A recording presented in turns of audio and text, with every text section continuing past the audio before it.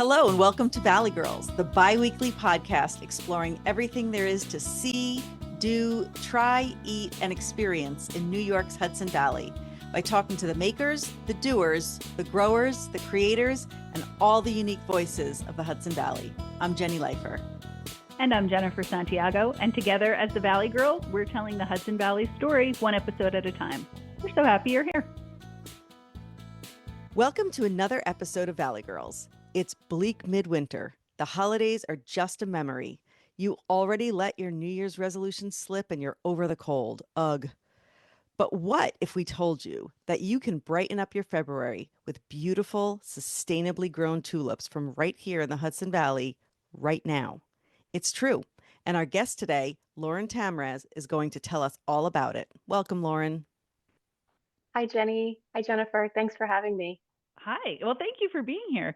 So back in November, we put out our episode about shopping small for the holidays, local small businesses, and I posted it as a story. And you replied to our story on Instagram and you said, "Oh, I can't wait to listen. Hope there are some farms and CSA shares mentioned, as they make such a great gift that is consumable and doesn't need much home space. Thank you. Happy holidays." You put a cute emoji. And I was like, well, we didn't include that, but we should have, because we love talking about giving gifts that are not stuff, giving gifts that are experiences or consumables or food, especially in my case. And so I love this idea so much. So I'm so glad you reached out and that we were able to grab you in the middle of your very busy season to be here to talk to us. We want to talk all about your farm and your story. But first of all, can you tell us a little bit more about what a CSA is? Yeah, absolutely, Jennifer. So a CSA stands for Community Supported Agriculture. It's an acronym, and it started in the produce farming world for fruits and vegetables mostly. And it was a way that during what's typically considered an off season, right? We think of most farms as operating during the warmer months and kind of having a quiet time between late fall and early spring. So in order to generate income for farms in the off season, farmers would sell shares or portions of their harvest to have it prepaid for. And then for the customers, they're able to ensure that they have a portion set aside for them. And it's also a way to share the risk that if something goes wrong for the farm, the recipient understands that no one is going to get anything. But if it's a really bountiful year, then they're likely to get more in their share or really excellent produce and other goodies. That's so cool. So you, on your website, it says that you're part of the Hudson Valley CSA Coalition. So we are. There's a lot of that going on here in the region? Oh my gosh, so much so. In fact, coming up pretty soon in February, we have the Hudson Valley CSA Coalition Summit, which happens in Kingston every year. And all of us farmers in the region who have CSAs or are looking to incorporate that into our agricultural program meet up, and we talk all about how CSAs can do better and help more people, reach more people. They also work with, I'm a flower farmer, but they work with so many food farmers, and they help them with the CSA as a SNAP program, which brings SNAP and other benefits to CSA farming so that people don't always have to pay out of pocket for healthy foods, which is really cool. That's amazing. So the CSAs that I've always heard of have been fruits and vegetables, like you mentioned. You're the first cut flower CSA that I've ever heard of. Are there other things that we don't think of? Do people do this with meat or dairy? Oh, yeah, absolutely. Some farms are really diversified and they've got flowers and vegetables and fruit shares and meat, dairy. There's farms that have dry bean shares, which is like completely amazing. A lot of times farms will pair up with one another too. If they're already working on something that's meaningful and and they have their hands full with that. For instance, if someone has a really strong vegetable program, but they've got friends or neighbors who raise animals for meat or dairy, or they know an orchardist, they might team up. And so they'll combine their audiences and offer a share of someone else's farm at the same pickup. which can be a really convenient thing because then it's like you're already going to pick up your veggie share for the week. Now, maybe in the fall, you'll have an apple share or a flower share, peony share, things like that. A lot of people do it as an add-on. Ooh, that's I so love cool. that. I love that. So tell us more about Alchemy Farmhouse. How long have you been growing flowers? How did you get into this? And also, I noticed on your website that you are a member of the Association of Specialty Cut Flower Growers, which honestly, I didn't even know was a thing either. So I'm very excited to learn about this. So tell us your story and the story of Alchemy Farmhouse.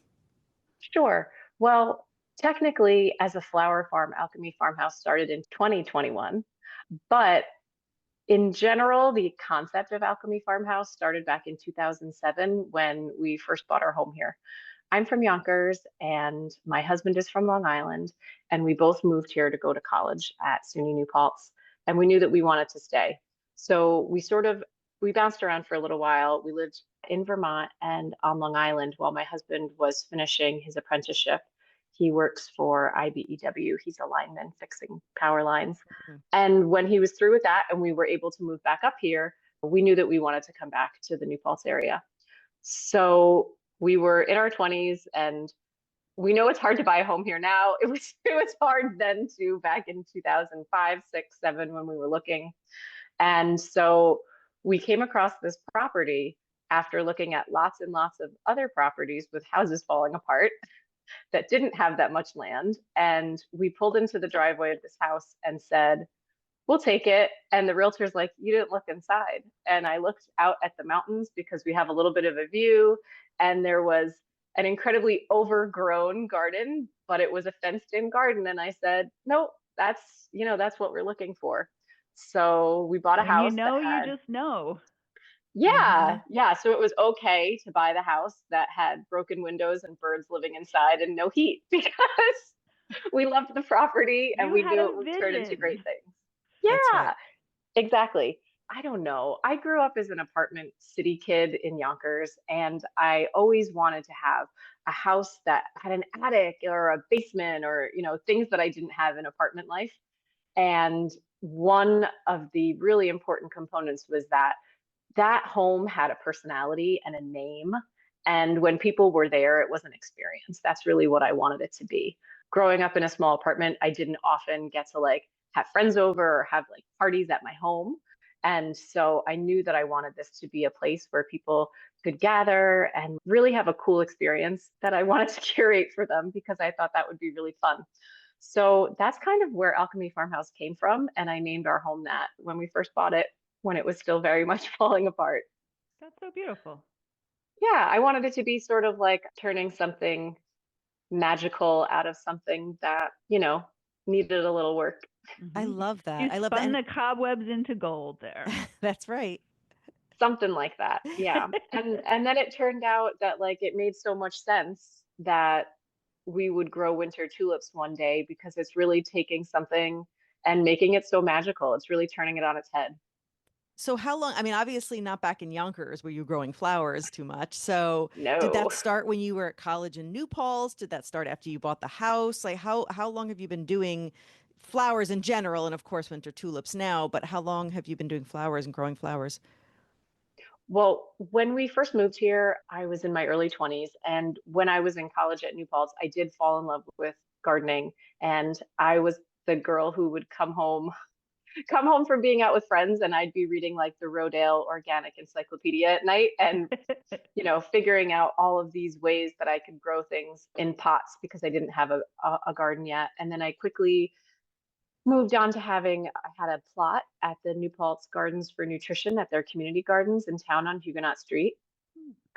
And my very lovely in-laws let me turn part of their backyard into a garden when we lived on Long Island. So I was headed in this direction for a long time. And like I said, that was one of the things that made me want to choose this home for us. So I started growing as a crazy vegetable grower. I wanted to grow absolutely everything, even if I didn't like to eat it. I just wanted to figure it all out. I should also say I'm a little bit of like a crazy cataloger. Like if there's 10 things, then I want to find out about 11. If I find out there's a flower that there's 25 different shades of pink. I want to grow all 25. So that sort of came into play, and I grew tons of different tomatoes. At one point, we had like an entire hoop house filled with like hundreds of tomato plants, Wow. and That we sounds were two delicious to people. me. Well, it was a lot of fun. And we were always feeding our friends and throwing parties and kind of like just having this really fun atmosphere here. We had a lot of friends that were living with us at the time because, it's what you do when you're in your 20s and you need to pay your mortgage. Your friends all move in. That's great. That's great. So it was kind of cool. We sort of had like a little commune going here and growing lots of veggies. And I was a teacher at the time. That's what I went to New Falls for. But I decided maybe I'm going to make a go of this. I'm going to be a market farmer. That was the summer of 2009. I don't know if anybody remembers it because it wasn't memorable for anything really exciting except for the fact that it rained like every single day. Mm. Oh. So, needless to say, it was a very laughable time to decide to stop being a teacher and become a farmer. And so, yeah, that was short-lived being a market farmer, but I was still a crazy gardener. So I came back and revisited it after a few other things, and the pandemic hit, and it made sense. I was growing so much and I wanted to be able to share it, but I needed a new challenge, and flowers were sort of my final frontier. So that's how I became a Love it. flower farmer, and this time it stuck. Yeah, so it seems like tulips in particular are the thing that has Yes. stuck. So this is people are tuning into this, they're hearing it in January and they're like, "Why are they talking about flowers and tulips?" But that's because as I learned from your Instagram, winter tulips in the Hudson Valley are a thing. So tell us about that. Well, I think like a lot of us, I found you guys through Instagram, and I found winter tulips through Instagram also. One of my farming mentors, two of my farming mentors are Linda Diarco and Emily Von Trapp of Von Trapp Flowers and Little Farmhouse Flowers. And they created something called the Tulip Workshop. Hmm. And as soon as I heard about it, I said, okay, I want to know more. It seems like they've found one crop, they've really dialed it in. And then I realized they were growing them all winter long. Hmm. And I think we're used to seeing large, grand agriculture in this country, huge scale farming, right? And so we sort of understand that amazing things can sort of be accomplished when you have a huge staff and huge property and assuming huge greenhouses. But the most amazing thing to me was that these two women were running these businesses completely in opposition to that. Emily runs a very small family farm in Vermont, and she does have greenhouses, but she's growing on a small scale. And then Linda operates out of her farmhouse basement and was growing her tulips indoors. Wow. Hmm. I already had experience with that because at one point my husband and I co-owned a hydroponic shop. And so I've grown just about everything you can think of in a basement. But it was really cool to realize that flowers are something that, depending on the crop, but tulips in particular, you can grow a lot in a small space. So I had a basement and I thought, I'm going to try. So is that where all the tulips that are in your winter tulip CSA share, are they all growing in your basement right now? Right now, we have had to increase our spaces because we fell in love with the process so much. So my basement has become our hydroponic rooting area. Oh, Right now, I think there's about 4,000 bulbs that are rooting, and it wow. changes every week because we cycle them in weekly. But our barn, we built a barn in 2020, and it was supposed to be for my husband, but I sort of took it over. Nice. And now it's home to thousands and thousands of tulips. That sounds magical. Do they smell good? Like just when they're growing, does it smell amazing? Yes, they smell in the sense that they smell fresh and that you have the scent of soil for when they Hmm. are soil grown. And that's a really nice change because most people are not enjoying something that smells so earthy and abundant in January. Yeah. But Tulips are actually one of the crops that often don't have a scent. There's a few select varieties that do, and of course, those make my favorites list. Oh, okay. Yeah, I don't even know. I don't even know enough to ask you an intelligent question about varieties of tulips. So anything specific about tulips that you want to tell us is amazing. But if I get tulips from you right now, January, February, am I getting bulbs or am I getting blooms? You're getting blooms. Oh. So tulips are like a one-to-one process. One bulb equals one tulip. So for every bulb that we grow, I mean, there's some loss as there is in any kind of farming, but typically one bulb equals one flower. And so if you get a 10 stem bunch, which is like what our CSA bunch is, that's 10 bulbs. All right, so And I have a lot of tulip questions that are coming into my mind right now. Yes, me too. I Me want to know too. what kinds you grow, what colors you grow. Also, I want to know what you advise so that I come and I get these tulips that you have lovingly grown inside your actual home. How do I maximize their life once I take possession of them? Because I am not you, and I don't have a way with growing things. But obviously, you know, I'm going to make an investment in having these tulips to brighten up my winter. So how do we make them last? well, one of the best parts is that with a CSA, you get to keep starting over, right? Mm. So you really only have to keep them looking their best for a week because then you've got a new batch. But I would say the typical lifespan, if cared for correctly, is about 7 to 10 days for a Okay. tulip. So it's perfect for running a weekly CSA. And when you think about the best conditions for prolonging tulip life, I would say consider what it's like when they grow outdoors. When they're blooming outdoors in April and May, it's warm, right? And sunny, and they're getting lots of rain, usually. So that's what makes them burst into bloom, fly open, and be bright and blooming. So if you want to slow that down, we keep them cooler, we keep them darker, but we do make sure they have plenty of water. So you Fascinating. want to keep them out of direct sunlight Mm. and nowhere that's like too warm. Their ideal is to be in the 60s. Okay. We don't go any warmer than that when we grow them either. And to trim the bottoms frequently, change the water frequently, Mm. make your vase as clean as a drinking glass. Mm. All right. Hmm. Good tip. All those I do things. change the water, but I never think of trimming them again. Like I'll usually trim them, put them in the vase, and then I will change out the water, but I don't think to trim them repeatedly. Well, if you want to be a real superstar for them, I would dump the water out, rinse out the vase. When you're rinsing out the vase, rinse the stems, right? Because all of that bacteria that Mhm. builds up is still on them. And then give them a fresh diagonal cut. Hmm. Keeping them on a diagonal will prevent the ends from sitting flat on the vase, Right. and it will allow them to Mhm. take up water. And then there's nothing wrong with cutting them really short as they start to evolve. The more open they are, I often will, like if I have a bouquet that's been sitting around for a week and the flowers are still enjoyable, I will often just trim them down into real little shorties and I put them in little bud vases or saved bottles, whatever collections I have around the house.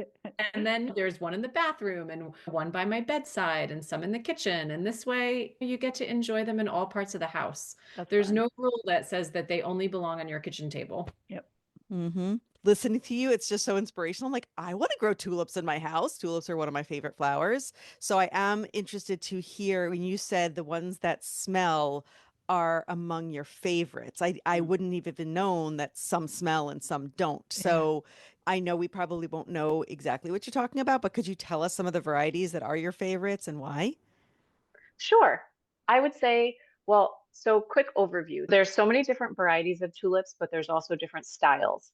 The simplest would be single tulips that have the wavy top that we're all used to seeing, and that if I asked you to draw a tulip, you would probably draw. I still draw them like that too. And then there's double tulips, which, as the name implies, have double the petals and they look more like a peony. They're very pretty. And one of my favorites that has a beautiful scent is called Columbus, and that one is a double tulip. It smells sort of like licorice, which Every time I say that, some people, it's about 50-50. Some people wrinkle their nose and some people go, ooh. I don't But want I to have eat to say, licorice, but I would love to smell a tulip that had a Yeah. licorice scent. Yeah. yes, she's exceptionally charming. For the last few years, I've grown her for my birthday. And so Aw. she's my birthday flower in February, and it makes me so Oh, happy to be surrounded by her. Um, let's see. And then other tulips, there's fringed tulips. I love the fringed tulips. Those are so fancy.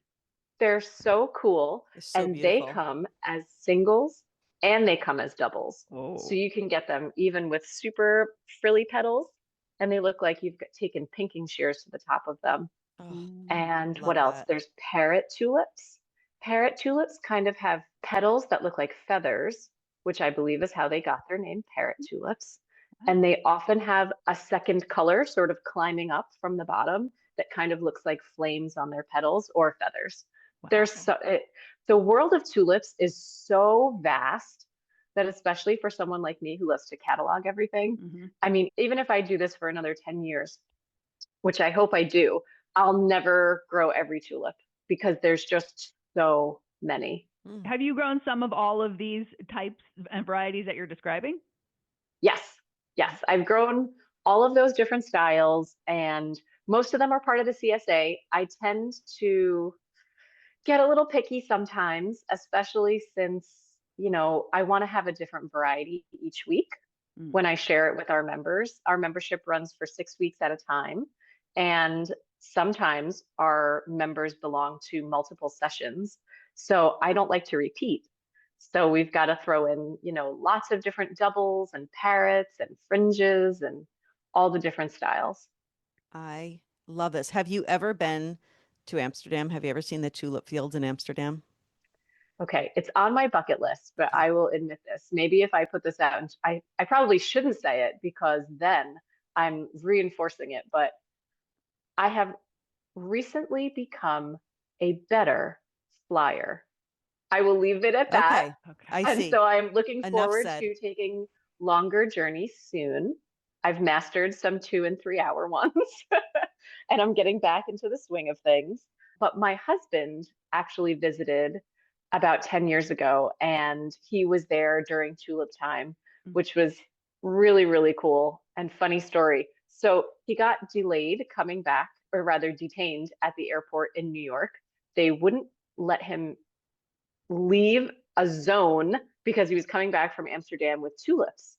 And he was convinced that he was bringing me back tulips that were on the bulb because, he wanted me to be able to perennialize them. But little did he know it took them hours. He was with all of these customs agents for hours. And finally, they realized they were cut flowers that were like buried in moss.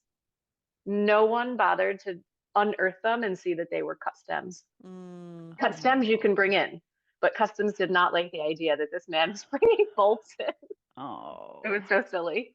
So he All was right. able to get them to you though, right? That's the Yes, so I good. got to enjoy They beautiful weren't cut tulips, okay. but just not the bulbs. My last tulip question before we move on, because I know Jenny has other non tulip questions.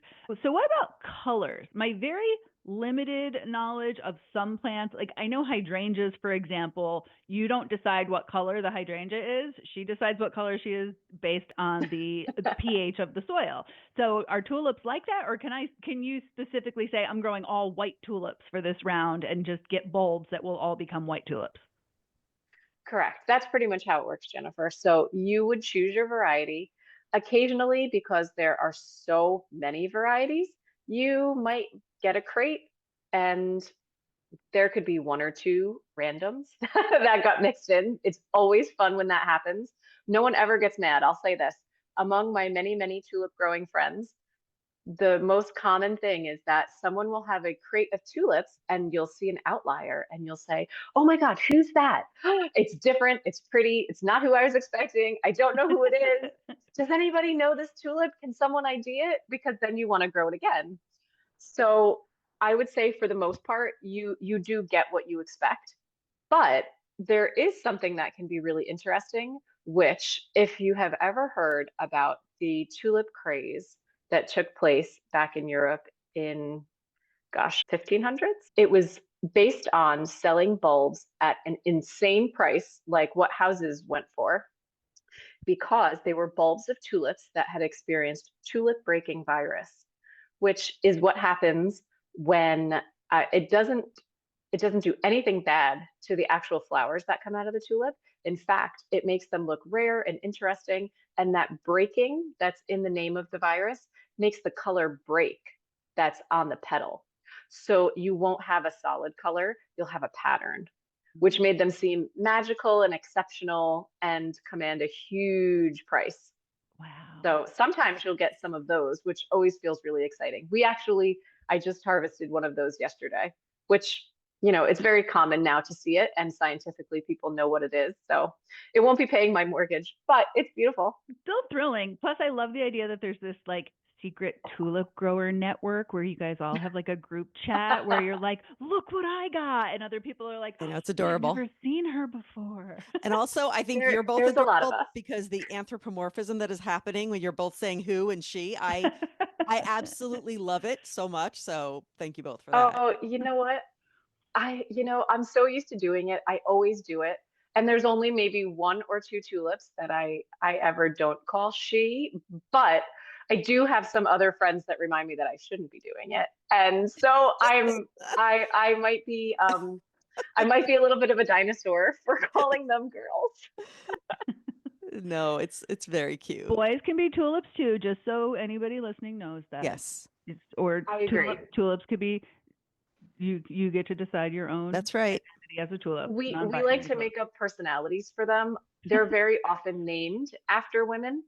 Mm. There's this one called Katinka, Aw. and we made up a whole life for her. She's like a very tough Russian woman, and she's like a girl's girl. She's there for you. She's like, she shows up. She fights for you when some boy breaks your heart. Katinka. We all need a Katinka. Yes. Yeah, But I will exactly. be honest, when you were talking about the double fringe tulips, I was thinking of Rebecca, who is our other Valley girl, our Capital District correspondent Valley girl, and she is also a burlesque performer, and she is an Ooh. unbelievable costumer. And so anytime I see something that's, sequins and feathers and, over the top glam, I always think of her. And as you were talking about the double fringe tulips, I'm like, that sounds like a burlesque tulip. And I bet that Rebecca would come up with a great burlesque name for that tulip variety. Absolutely. I'm here for all of this. I love this. I love this. From now on, our fringy tulips, I will tell all of the employees that, yep, burlesque dancers. I like that. I don't know any burlesque tulips, though I'm sure the name probably exists, but there's a dahlia that's called burlesca. She should look into that one. I'm going to tell her. Yes, she absolutely should. I love all of this. All right. So we're talking about flowers. We're talking about winter things, two things that usually don't go together. I will say that I have a very difficult relationship with winter. I grew up in the Hudson Valley, grew up with winter, and then lived in Texas for a long time, where winter is like when it gets to be 45 degrees.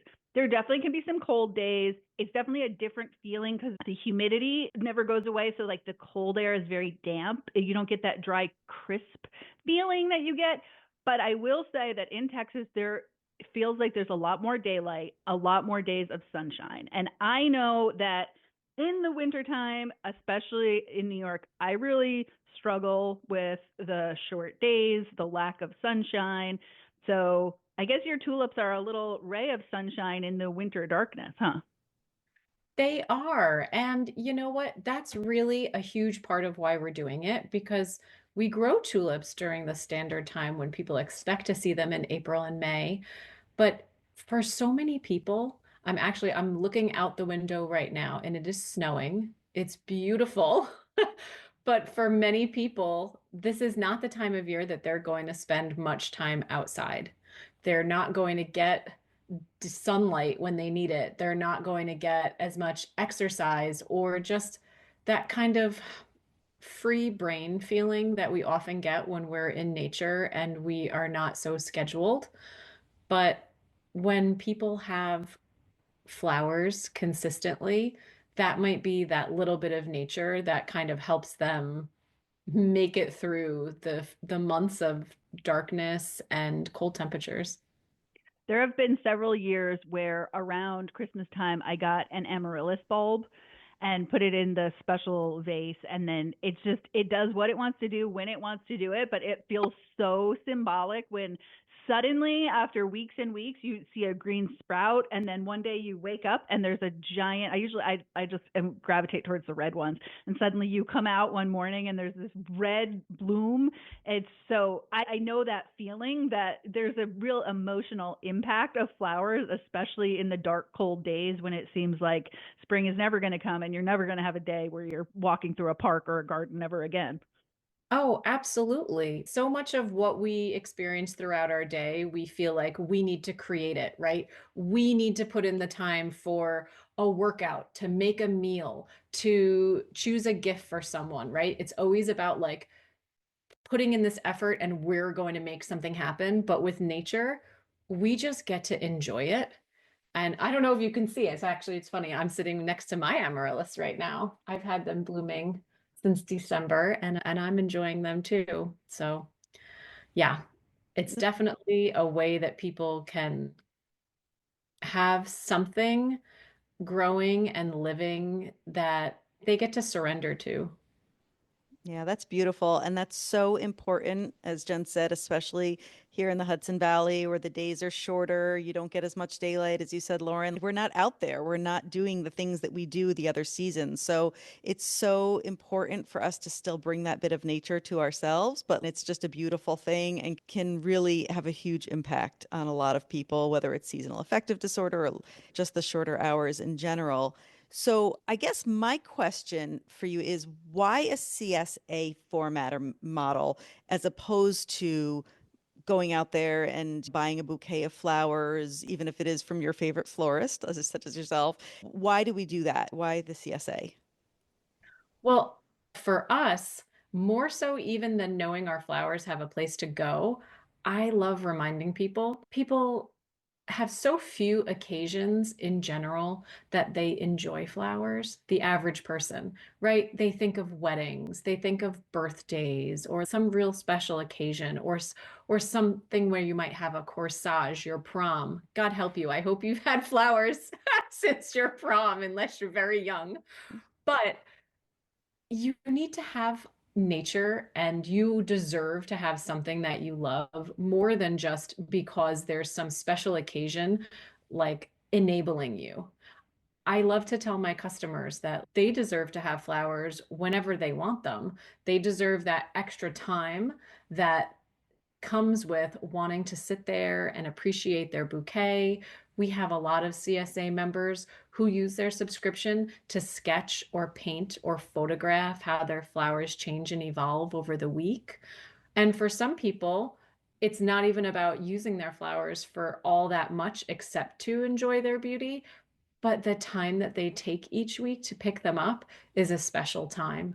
Whether it's coming out to the farm or people who go to Lagusta's Cafe or Sweet Marisa's, where our other CSA spots are, they take that as a little bit of a gift for themselves. Maybe it's only 20 minutes with a coffee and a pastry, but Exactly. That's your little treat. You go get a latte, you exactly. get a cookie, you pick up your flowers. That's like a little ray of sunshine, even if you do it in the middle of a really busy day. It's like that's just a few minutes that's just for you. You've got it. Like you already have lots of days where you might have to go do something like a Friday, Saturday, or Sunday. We purposely make the CSA a Wednesday because that's when most people need something to Mm-hmm. like feel better. A lot of our members have used their CSA also to commemorate someone that they love.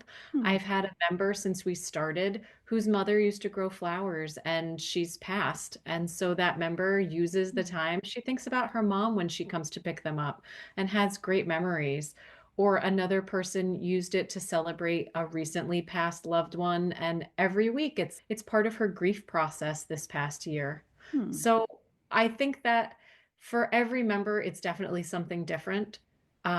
We have some members whose spouse buys it for them and picks it up. And then that's Hmm. making sure that they're treating the person that they love to flowers every week, but they don't have to remember to order something.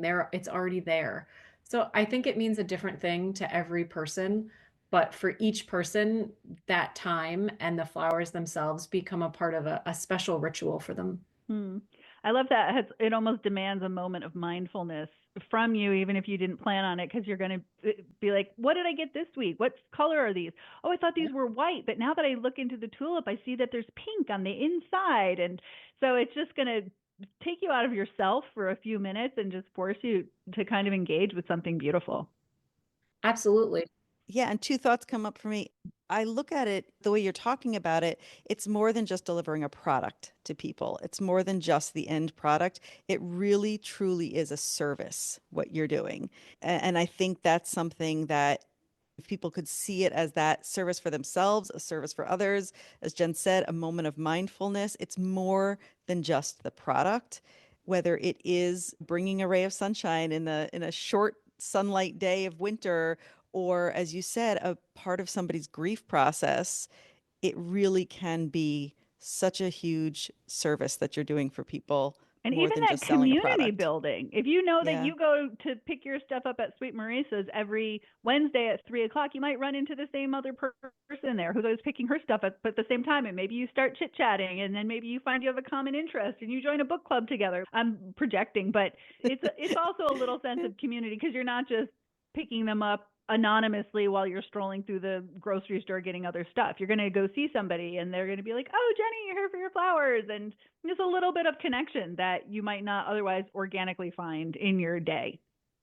Absolutely. I 100% agree. And I often think sometimes I'm even a little envious that when I'm busying myself and doing all of the creating, I love to picture our different members. We have a little over 50 members right now. And I think about each of them when I'm wrapping them up and when they're getting sent out into the world. And for the members that I don't see at pickup, I think, okay, how is Jenny doing? It's funny, actually, we do have a lot of Jennys. I'm thinking, how is Jenny doing? How is Heather doing? How's Jeff's mom doing? Like, I hear about their stories each week. They often email, they tell me. I have a woman named Deborah, and her mom is very elderly and lives with her.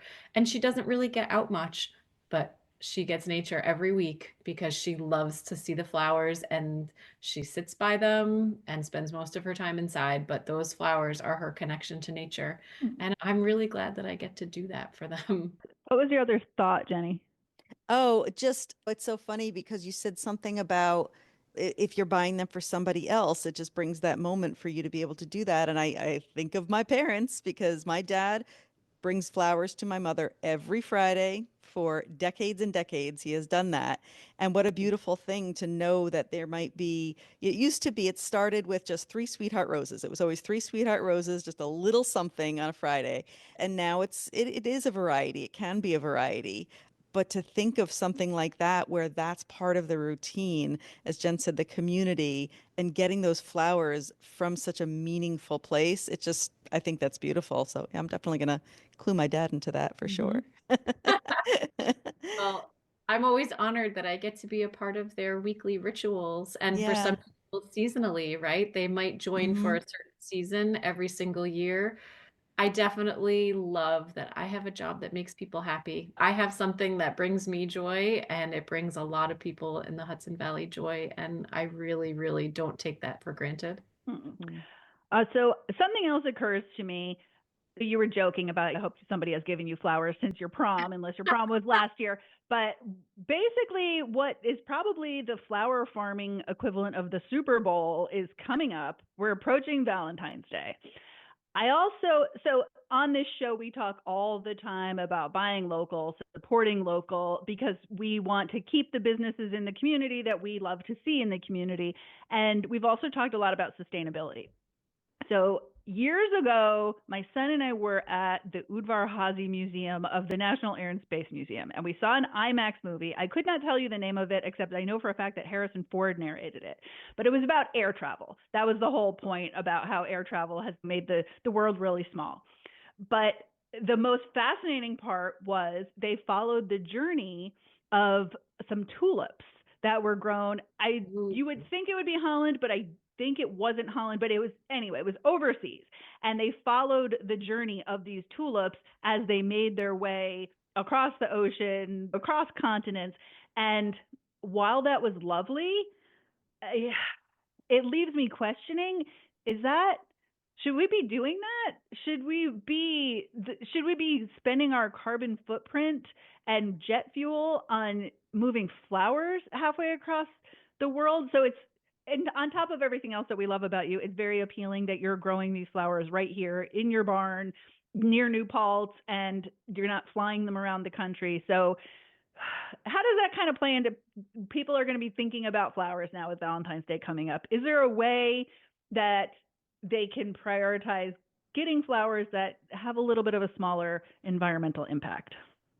Oh, absolutely. And there's a lot of farms in the Hudson Valley that are working to alleviate that, not just us.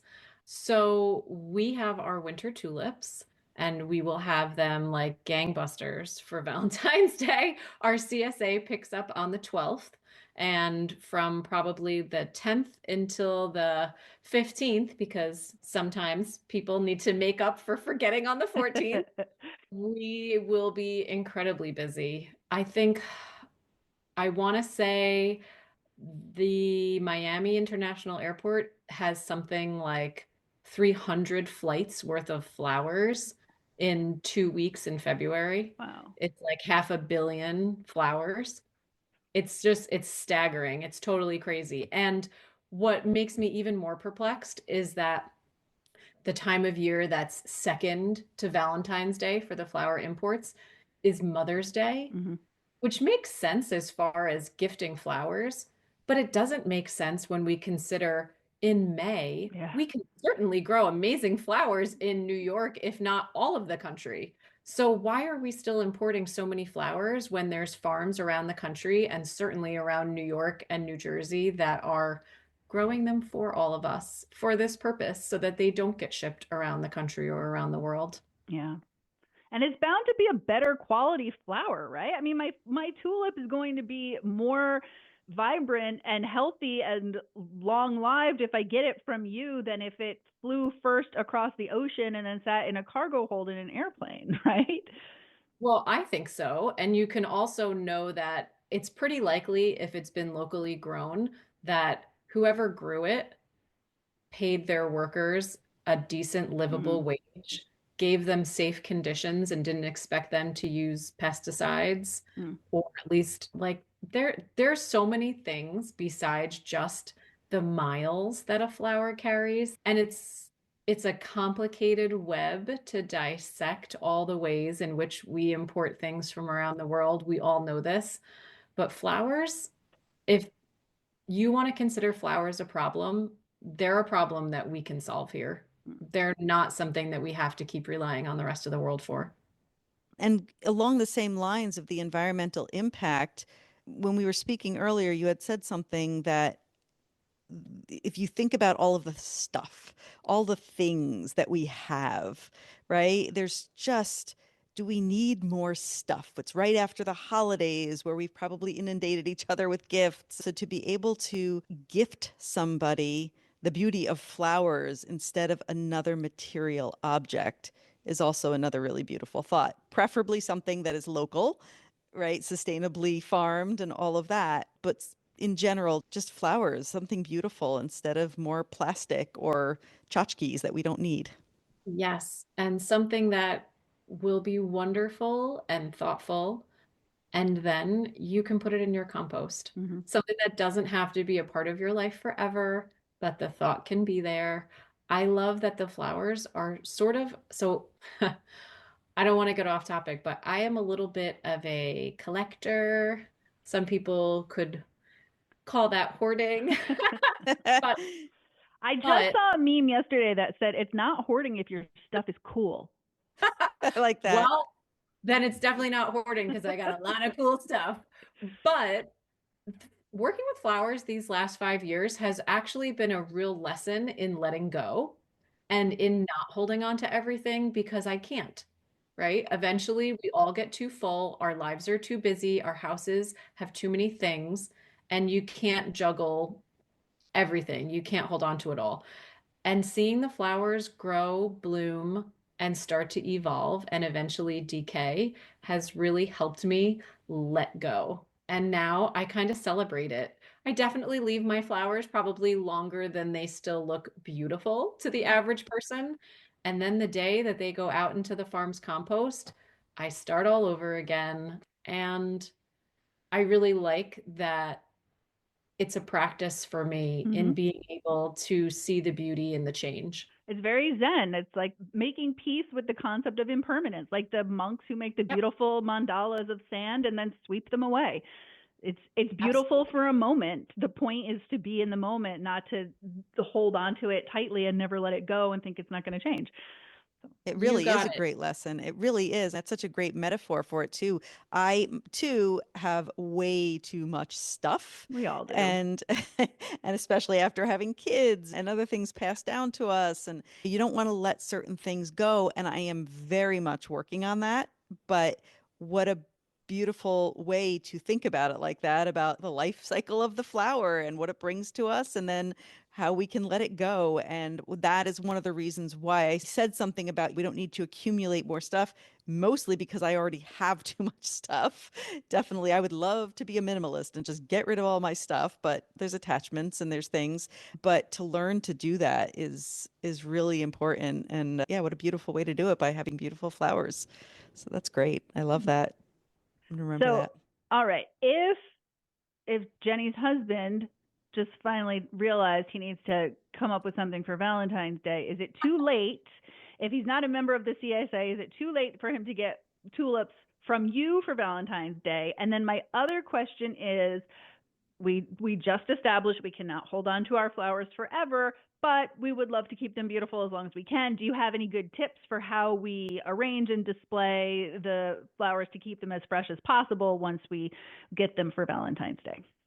Oh, yes, absolutely to both of those. It is not too late at all. We are accepting orders as long as we are not sold out. We'll be accepting orders until the day before, so until February 13th. I'm texting Matt right now. Good. I tease people sometimes and I say, it's not you who needs to be on my mailing list. You need to sign your partner up so that they get our weekly reminders. So people could do a one-time purchase for Valentine's Day. They don't have to enroll in the CSA to get your special seasonal flowers for Valentine's Day. Absolutely. We Okay. sell flowers every day of the week. Okay. You do not have to be in the CSA.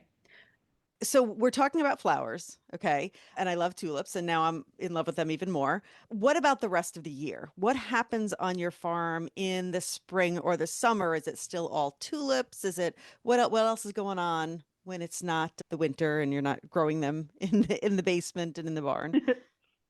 Great question. Okay, our tulip harvest runs, so harvest, so when we actually have tulips, is from usually a week or two before the holidays in December, all the way through, we usually harvest our last outdoor tulips in May, and we keep them stored in cold storage. So we generally have tulips for our customers from just before Christmas until probably the first week of June.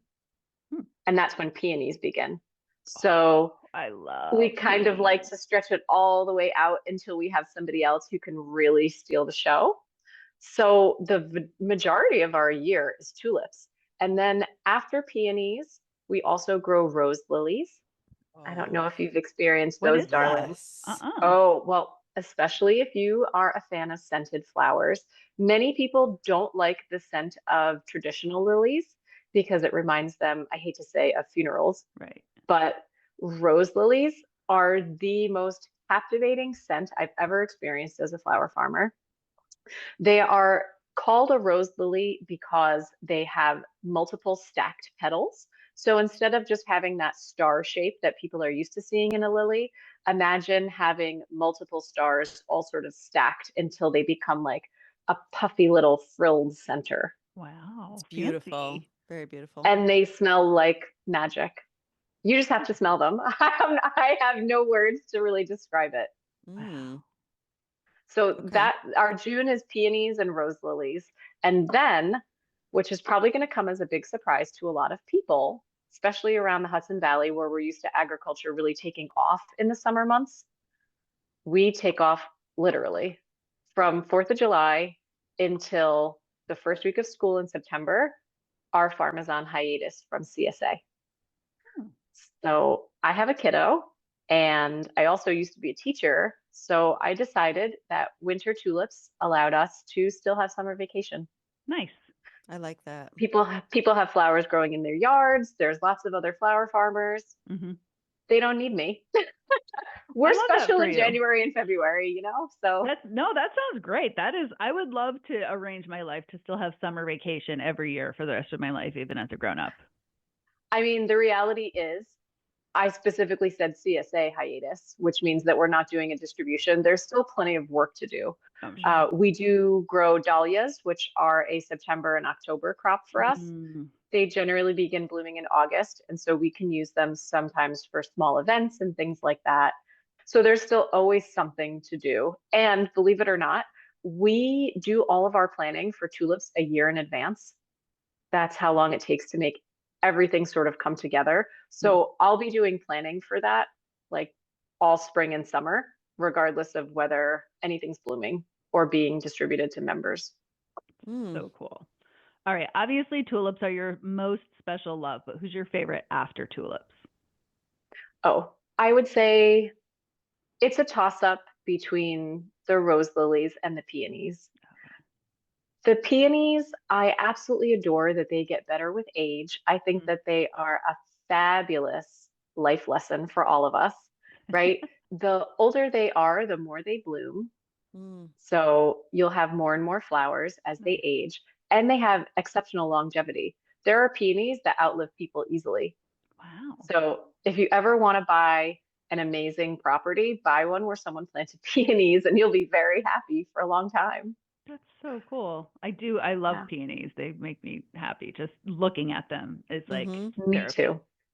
Me too. We've turned over a large portion of that original fenced-in garden area here at Alchemy Farmhouse into rows of peonies, and they get better every year, and we harvest more and more. Peonies seem somewhat chaotic. Do they you just let them be and they are beautiful and then you take what you need, or can you No, govern them? so here's something funny. Here, you want to be let in on a secret of the Mm-hmm. flower world? Mm-hmm. Yes, Everyone please. imagines, okay, everyone imagines that if they visited a flower farm or they worked at a flower farm, they would be surrounded by color and petals everywhere.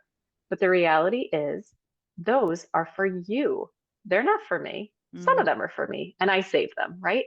But I'm cutting almost every single thing we grow before it really even opens. Mm-hmm. So when I go out to the fields, I want to see buds. If I see a field of color, I'm doing something wrong. I took too many days off. Yeah, you So waited too we're long. cutting Yeah. things. Yeah. So that chaos that I think you're talking about with the Mm-hmm. peonies is what happens when you allow them to just bloom, which Yep. is awesome. And sometimes we do, especially since peonies do get better with age, we often let them just flower out for a few years Mm-hmm. before we start cutting them and let them work on their roots. Or we even, this one can be a little bit of a heartbreak, but it's good. It's prolonged gratification. We pop the buds off of the peonies for the first few years when they're about the size of a pea. Mm-hmm. We sell peonies in the springtime. We'll sell roots and potted plants. And when I tell our CSA members and customers that they should pop their little buds off for the first few years, I've seen tears. I'm They not can't doing it. believe I'm I'm not telling gonna do them. it. Mm-hmm. I'm not doing it. But you know what? You'll be rewarded. Yeah. You will, I promise. We we have some that I always had back even when we first moved in. And so I planted them and I just let them flower out and I never did any kind of maintenance. And they're fine, they're beautiful. But then we have others that I specifically planted and I popped the buds off for 3 years. They flower. I'm not exaggerating. I get 3 to 4 times the number of blooms off of Mm. the ones that I did that to, and they're a quarter of the age of the other plants. Hmm. So it really works. But I don't like Cool. delayed gratification. Well, so then you don't do it with all of them, right? Right. And the nice thing is you can do it with the ones at your house, but you can come get peonies from me or another local farmer, and then you can enjoy them in your kitchen, but you don't have to, Yes. you know. Yes. Okay. I want to know how I can get them from you, but also you are fascinating, and you were very good at this. And I really think you should have a podcast Mhm. called Hudson Valley Alchemy, and do like a bi-weekly show where you talk about flowers and gardening, and you can have guests on and people like us, like me and Jenny, who are like, we wish we could do this, but we don't have patience or a green thumb or whatever. Like, we can call in and ask our questions, and like we should talk later about giving you a spin-off podcast from Valley Girls Media, because I love it. Oh, well, that is so sweet. And I really take that as a huge compliment. Thank you, Jennifer. Jenny's gonna punch me. She's like, really? Another podcast? Another No, podcast? I love it. No, I love this one. I love it. Well, I have always wanted to do one, so I admit it. The idea has crossed my mind before, that's for sure. But you know what? I don't know that there is time in farming life to do it all the time and to keep up with it. Yeah. But I love the idea. You would need a partner who's not a farmer, probably. Like, Mhm. I don't know, me and Jenny. I was just gonna say, what she's getting at is that I record you and edit it and put it out. That's what she's trying to say. You know what? It's kind of true. If you are feeling like you're lacking friends in your life, becoming a flower farmer is like, it's this great way to meet lots of people who really want to be your friend. Well, we say the same thing about podcasting, because if you've Uh-huh. ever listened to any of our episodes, you would know that we tell this to most of our guests, that once you come on our show, this whole thing is really just a ploy to become friends with all of these really cool people in the Hudson Valley. So now Yeah. that you're on our show, you are stuck with us, and Yeah, you're now our you're our friends. best friend now. Absolutely. Yeah, yeah. Absolutely. We have a lot of new best friends. Well, we all have those people, right? Those famous people or people that we know who are public figures that we say, well, they're my friend, right? Like, Mhm. if they knew me, obviously we'd be friends. And now we are. Now we really are. But you know what? Can I circle back to something that you mentioned more Yeah. than once? Because I want you to stop saying it about yourselves. Stop saying, please, that you do not have green thumbs or that you can't take care of things. Because here's the reality. You don't shame yourself if you can't do your own dentistry. You don't shame yourself if you are not a writer or a bus driver or any of the other things that we need in our lives, right? So there's people who do that. I'm here growing flowers and sharing that joy. You don't always have to do that for yourself, right? There are That's an so many excellent things point. that you are both wonderful at that I can't do. You're running this twice a month podcast that I could not be doing. Well, we'll see about that. You probably could. Jen's going to turn you into a podcaster after all. Oh, I really love that outlook, though. It's so true, and sometimes it does take somebody else reminding us of that. But that is a really beautiful thing, whether it is, like you said, growing flowers, or I've always wished that I was more artistic and I could draw. I love art and I love doing crafty things, but I always say like, oh, I'm the worst artist, or I can't draw this. And the truth is that first of all, what you're saying is you don't have to be, because luckily there's all these other things that there are and that you're good at, and there's other people who do this. But also, on the flip side, what's to say you can't dabble? You don't have to be a flower farmer to have some flowers, right? To plant a few flowers. You don't have to be a world-renowned artist to be able to draw. So that's the other piece of it that I always try to remind myself is, number one, we don't have to be, and number two, there's a lot of room between not being able to do it at all because I tell myself I can't do it at all, and being really, really good at something. There's just doing it for the sake of doing You don't it. have to have a flower farm. You could buy one pot of peonies from Lauren Yeah. and get her instructions on how to take care of it, and have one beautiful pot of peonies so out on your true. deck and feel good about that. Yes. So I Very absolutely, true. I love Very that. true. There's a lot of in between, right? We don't all have to be experts. We can do something because it makes us happy. And you know, you mentioned wanting to be an artist and feeling like that's who you are inside, but that's part of my art too. That's So, good. all right, so backstory. I became a teacher, but I started out as an art student at SUNY, and I struggled with doing all of my foundations classes because my teachers, I don't even know what it was. I was like not jiving for the first semester or two. And I really wanted to be an artist. I knew I was an artist, but it just wasn't going somewhere in this traditional paradigm.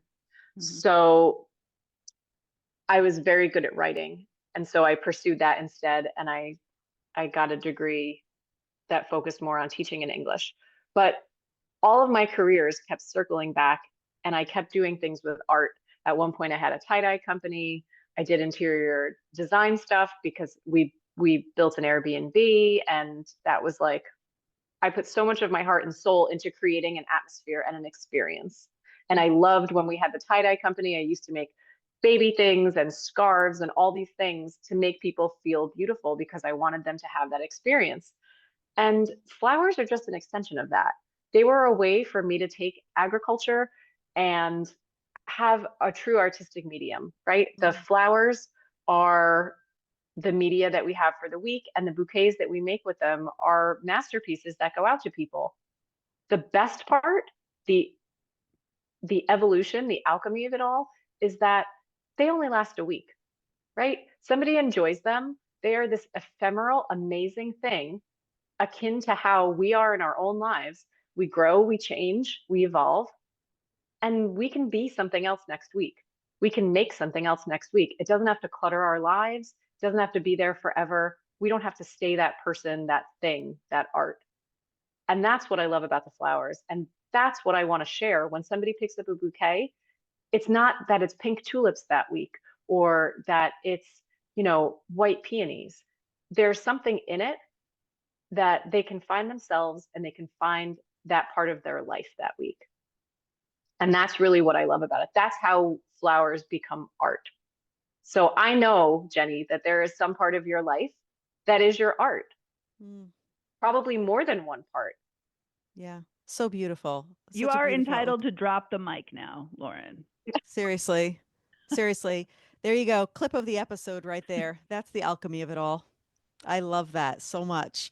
But you're right. And Jen and I have had this conversation both on the podcast with other creatives and just on our own for the 30 plus years we've been friends that we've always felt like somewhere inside we are creative people and we just didn't have the outlet Yeah. for it. And then we had this epiphany moment. I would never have thought that podcasting would be my creativity, but Jen and I have the gift of gab. We could talk to each other for hours a day. We could talk to other people for hours a day.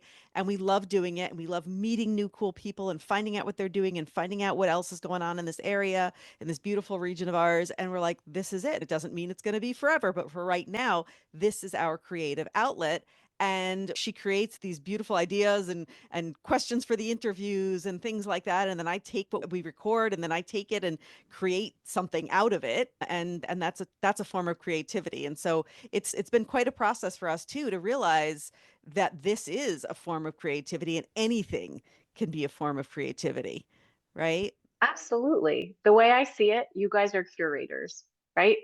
You find things that you think are beautiful and interesting, things that people need to know about, need to hear about, people that need to have a louder voice, and you amplify it. You curate that experience for people. It's amazing.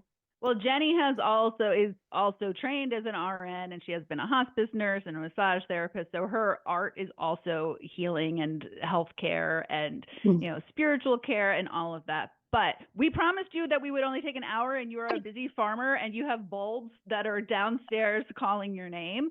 So I want to respect. Oh my goodness, I could talk to you all day. I know. I know. I was like, this won't take an hour. I said to Jenny, we'll just talk about flowers. This will probably be a short one. And now I'm like, do you have another hour, Lauren? But no, we're going to let you get back to work.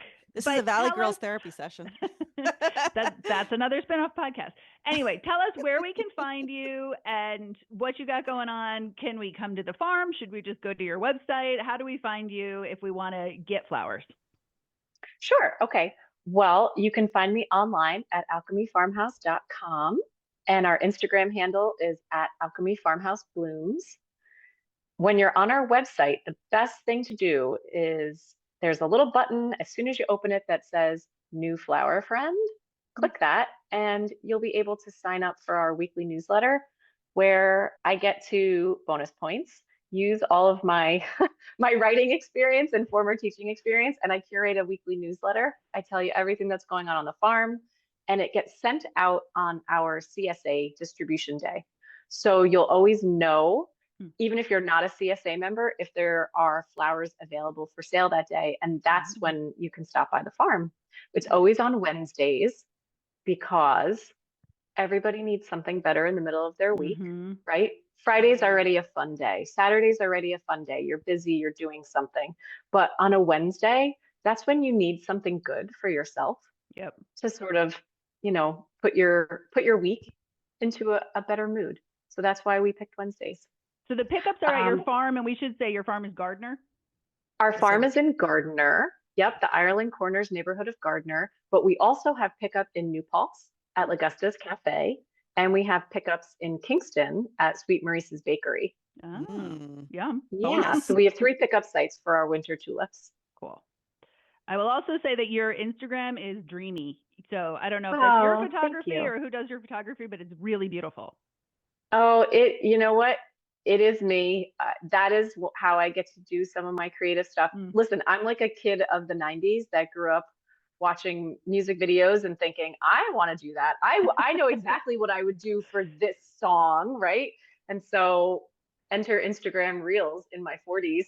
That's sort of what I'm doing with flowers. Same. Flower music Same. videos. Absolutely same. Oh, I love it. But This has thank been you. so great talking with you, Lauren. And who knew the conversation about Same flowers would go here. in all these creative directions. I love it. Oh, I so appreciate it. I hope that you guys know and everybody who's listening knows that essentially we just do this because it brings us joy. And I wanted to just give that to other people, right? Flowers are wonderful and beautiful and all the things that you already know about them, but being around them, it changes your life. Mm, Mhm. I know. All right. Okay. Well, we love you, and Yes. call us when you're ready to start your own podcast. Well, I hope that you guys will visit and come see the winter tulips and hang out in the barn Absolutely. with me. Yes. That would be Absolutely. great. All right. I'll be there. I can Okay. get there in about 20 minutes. I'll see you then. Great. Great. I'll put you to work. You can harvest today. I love it. Thank you, Lauren. We'll definitely be in touch and just Thank thank you you so so much, much. Jenny and Jennifer. I really appreciate it. Have a wonderful day. Thank Yeah, you so you much. too. Bye. Okay. Bye-bye. Bye. Thank you. And thank you to everyone for listening. Please like and subscribe, rate and review, because as we know, it all helps tremendously. Do you love the Valley Girls? Tell a friend. Have ideas for the podcast? Tell us. The easiest way to chat with us is our Facebook group, Valley Girls Podcast Pod Squad, or you can contact us through our website, valleygirlspodcast.com, where you can also sign up for our newsletter so you never miss a thing. And of course, we're on Instagram at valleygirlspodny. We can't wait to hear from you. Oh, and do you love our theme music as much as we do? The music for this episode is by Robert Burke Warren, entitled Painting a Vast Blue Sky, and can be found on his album Redheaded Friend, available on iTunes and Spotify, and at the link in the show notes. Bye for now.